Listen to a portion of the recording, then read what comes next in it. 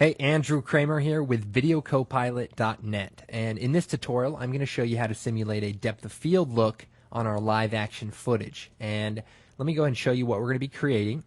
And I just have this pre-rendered here, so let's check it out.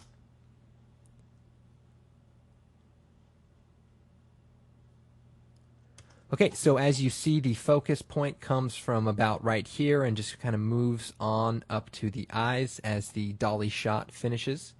And it's a pretty cool effect, and as you can see in the original footage, there's no such depth of field created.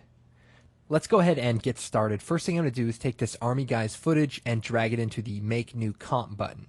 And I'm going to close this Finish Comp just so we have a little bit more space to work with. And the next thing I'm going to do is select the layer and choose Effects, Blur, Lens Blur. Now this is a new plugin to After Effects 7, which is very cool and very powerful. So at the default state you see the whole image is now out of focus, but what we want to create is selective focus on a specific plane on this image. Now because this shot is kind of low down, the legs here are sort of in the foreground and their faces are more in the middle ground, which is good because now we can set up a depth mat that puts either of these in focus and the other not in focus. So to do that, we are going to create a new solid, and I'm just going to go ahead and call this depth and choose OK, and then I'm going to select the layer, choose Effects, Generate, and Ramp. And the default value of the ramp is actually what we want to do, because what we're going to use this grayscale image for is to set a depth for each shade of gray. So the white will essentially represent very close to the camera, and the black will represent very far away from the camera, and anything in between will be that middle ground we're hoping to use to achieve this effect. Now, the problem with the lens blur effect is if we set the depth mat layer to be our depth layer and go ahead and shut the depth layer off, it doesn't actually register that gradient. What we have to do is pre-compose this layer. So to do that, I'm going to select the layer, choose Layer, Pre-compose, and I'm just going to choose OK. And now you'll see our layer is starting to take an effect. So the rocks here are now in focus and the area down here is out of focus. Well, the first thing we could do to kind of demonstrate this a little bit better is to Alt or Option double click our depth layer and just go into it. Now I'm going to do something really quick to set up After Effects so that we can see what's going on a lot easier. What I'm going to do is go View, New Viewer, and I'm going to take the viewer and then move it over to the right. So now we have two viewers up, and so then I'm going to go to this composition, select on this timeline, lock this window to this timeline, and then this composition to our other depth timeline.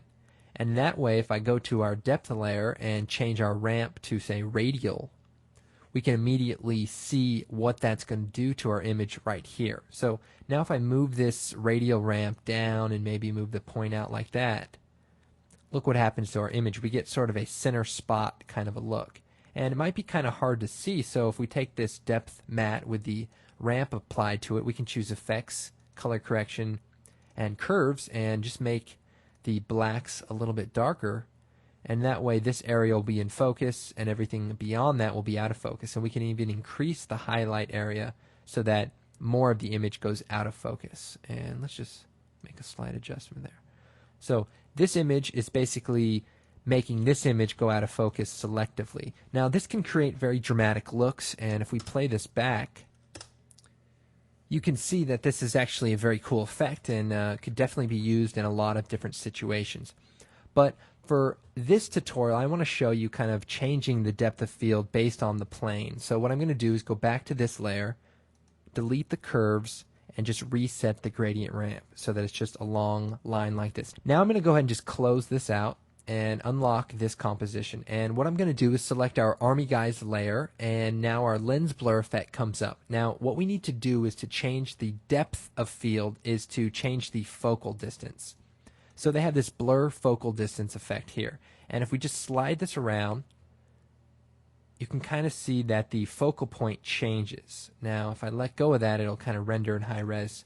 And as you can see now, this area is in focus and now the background is out of focus. So depending on where this point is, it is going to look at the grayscale image and decide what point or what level of gray you want this image to be in focus. So if we blur the iris radius up to say about 20, we can really make a shallow depth of field. And now let's go ahead and change the focal distance so that it gets just about our eyes of our main character right up here. And let's go ahead and just move that down just a little bit, maybe about right there.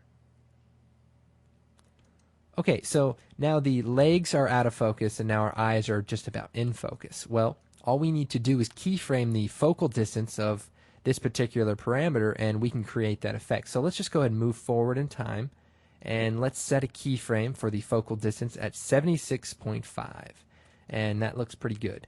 Then I'm going to move back in time to about here and set the focal distance to our legs, so maybe about 210, 211. And so now this area is in focus, and now the back's out of focus. Well, if I hit U on the keyboard with the army guys selected, I can see those two keyframes. I can select both of them and choose F9, and that'll give us an easy ease keyframe that will make it kind of smooth as the focal distance changes. So that would kind of emulate a good camera operator, for example. Okay, let's go ahead and check it out.